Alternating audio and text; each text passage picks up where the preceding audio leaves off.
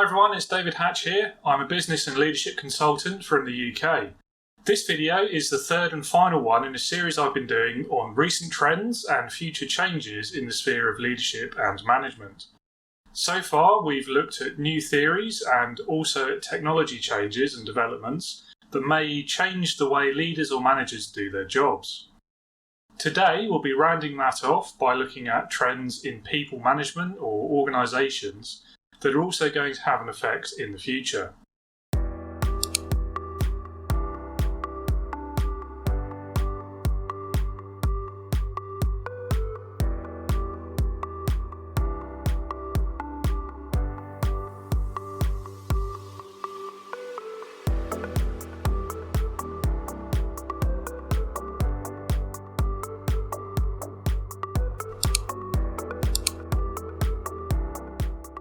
Hello and thanks for joining me again today.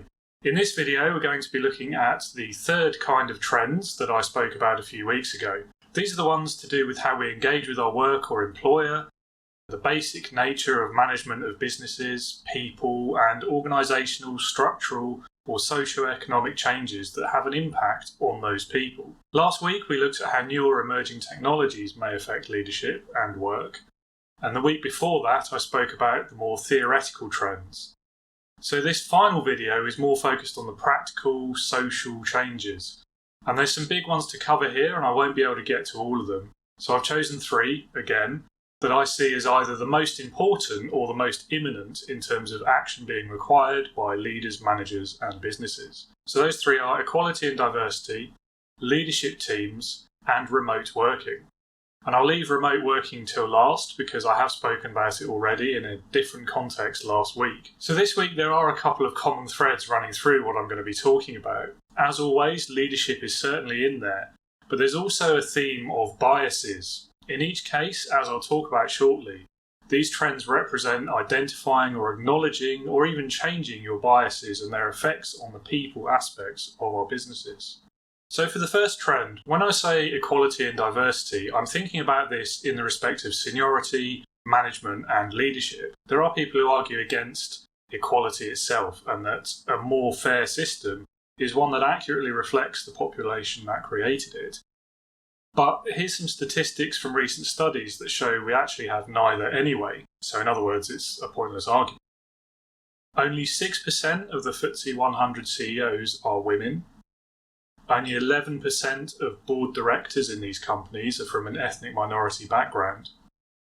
There are 0 black executives in the top 3 roles, being chair, CEO or CFO, of FTSE 100 firms. And only 3% of people in those jobs are from a minority background. If we compare that to the general population of the UK, for example, something doesn't quite add up. Depending on which data set you use, the data from the 2021 census isn't actually available yet, but the most recently available figures show us that just over half of the people in the UK are women, and roughly 14% of the overall population are from minority backgrounds. Despite this clear disconnection between the population trends and roles in those companies, there has been little change to the management numbers for decades. So the argument over whether equality or representation are the better way of going, it doesn't really matter since currently we have neither one. Any way you look at it, improvement is needed. Why am I talking about that in today's video? Because I think things are changing. Socially around the world, we've seen a big shift in this conversation in recent years. Movements like Me Too and Black Lives Matter and the events surrounding them have been making a difference. Big corporations are starting to take notice as well. So I hope that it's not just wishful thinking on my part. The pace of change will never be rapid because there's too many vested interests involved.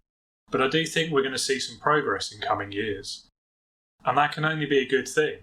Diversity of people means diversity of opinions, talents and skills, which means better decision making and better performance for companies. A homogeneous leadership team leads to groupthink, confirmation, attribution and other kinds of bias. And we've seen the results of that at a national level in the UK over the last few years. The next trend I'd like to talk about is the idea of leadership teams. In the past, I've spoken about how older or more traditional leadership approaches are not as effective in a modern business and can actually have a host of damaging effects. One of the most well-known and prevalent of these old-school approaches is autocratic leadership. which involves the centralisation of authority, power or control into a single person.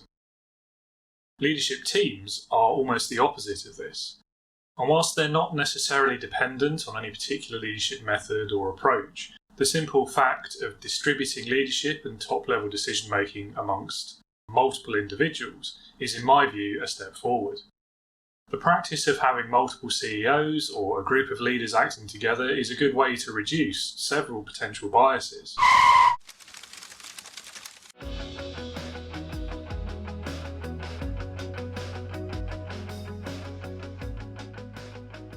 The practice of having multiple CEOs or a group of leaders acting together is a good way to reduce several potential biases, and providing that this leadership team is representative of the business, it's diverse in terms of background, demographics and experience, then it can also be a powerful way of calling out and mitigating the bigger biases such as groupthink and unconscious bias. This simple idea allows for both a complementary approach, where you're defining and distributing responsibilities amongst your leadership team, and better decision outcomes by considering multiple perspectives. Overall, this can improve productivity, morale, and even provide a competitive advantage to your organisation. Having a team act in a leadership capacity is also a good way to reduce the potential damage of a single poor leader.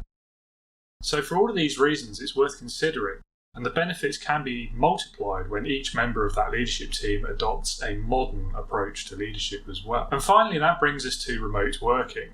I spoke at some length about this last week in terms of the technology aspects and the potential opportunities that are there for many companies.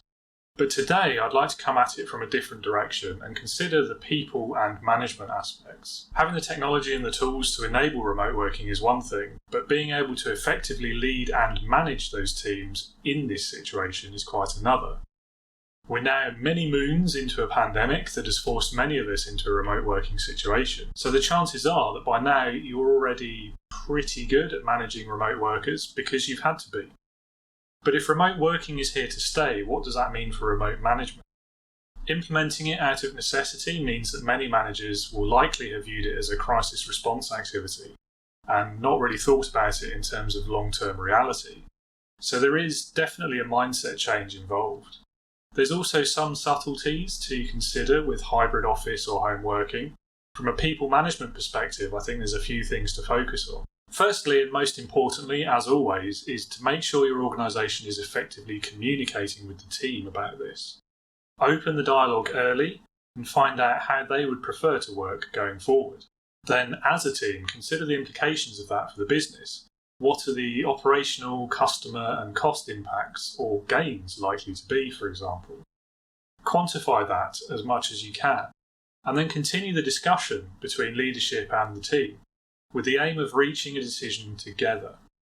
Last week I mentioned the difficulties that Apple have been having with this process, and the company was in the news again later in the week after I recorded the last video. There's even been an open letter of protest written by Apple's staff, as well as many simply deciding to leave the company rather than return to the office.